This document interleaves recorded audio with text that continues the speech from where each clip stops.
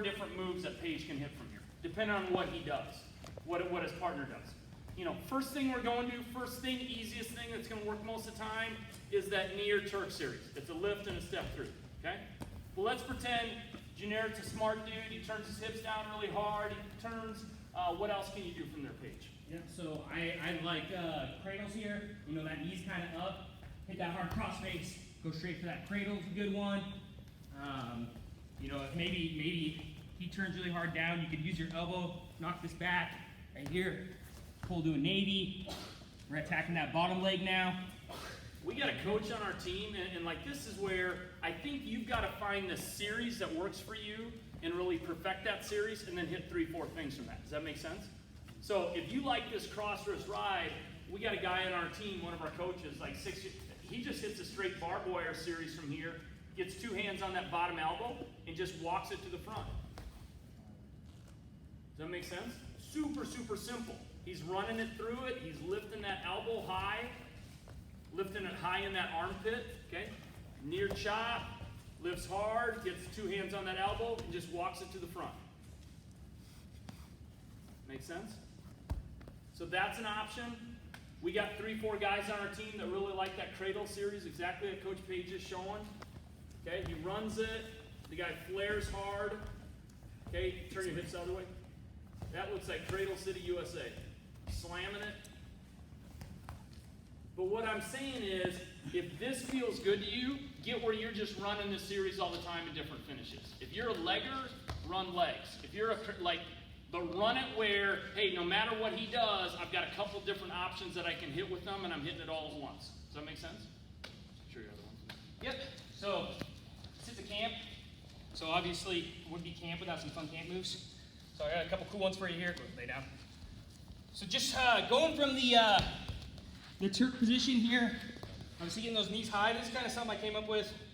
I don't even know how. You know, just playing around in the wrestling room, trying out different things. But I've had a lot of luck with this. Is one thing I kind of noticed is that when you get this Turk, this side headlock is right here.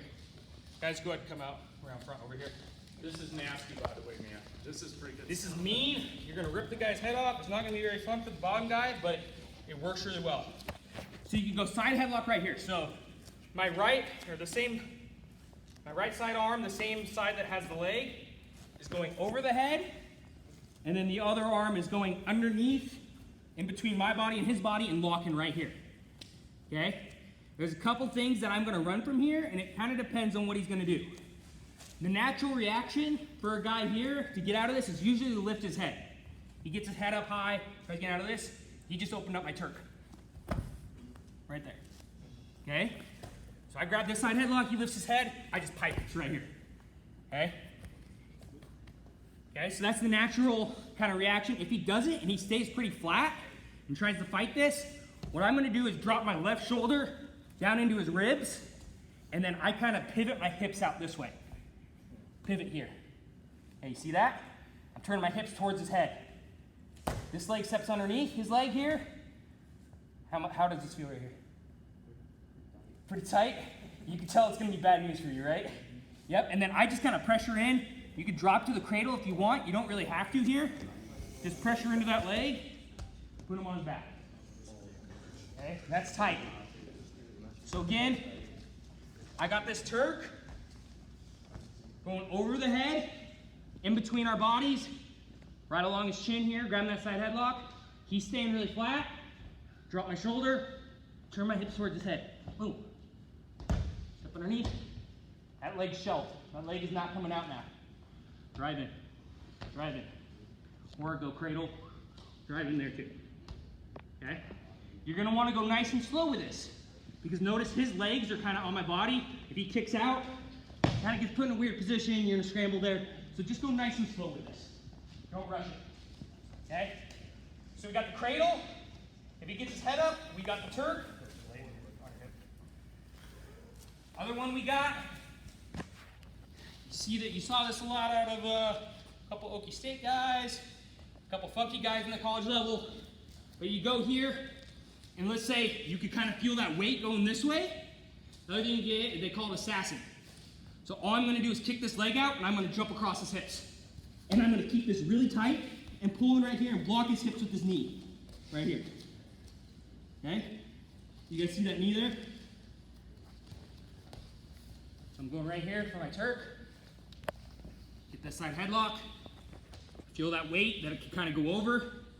I'm just going to jump. Use this close knee to block his head.